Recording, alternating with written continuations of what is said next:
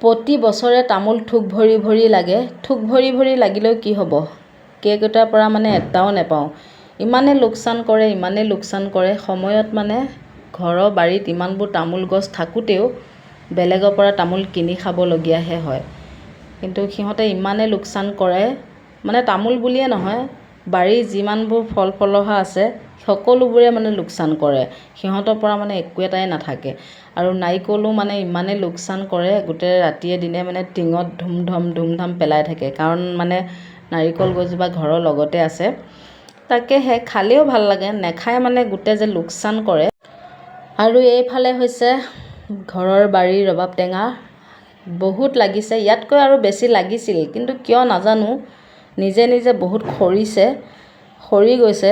কিন্তু লগাত মানে বহুতেই লাগিছিলে।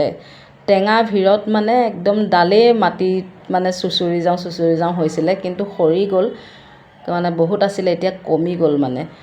আৰু আমাৰ ছোৱালী আৰু বাপেকে টেঙা যাত্ৰা কৰিলেই, মই খোৱা নাই বাৰু, মই বোলে একেবাৰে বিহুতেই খাম আৰু। বাপেকে জীয়েকে টেঙা পাৰি মানে যাত্ৰা কৰিলেই আৰু খালেই মানে, মইহে খোৱা নাই। এইফালে আকৌ অমিতা লাগিয়ে আছে। ঘৰত অমিতা থকা পিছতো আমি আকৌ কিনিহে খাবলগীয়া হয়। কাৰণ অমিতাকেইটাৰ কাৰণে কিনো অহা যোৱা কৰি থাকিম, ঘৰৰ পৰা অকণমান আঁতৰত আছোঁ যিহেতু। কেতিয়াবা নিওঁ বাৰু, তথাপিও মানে সদায় অহাটো সম্ভৱ নহয়। আৰু এয়া বেলেগে বাৰু নি কৰি খাই থাকে।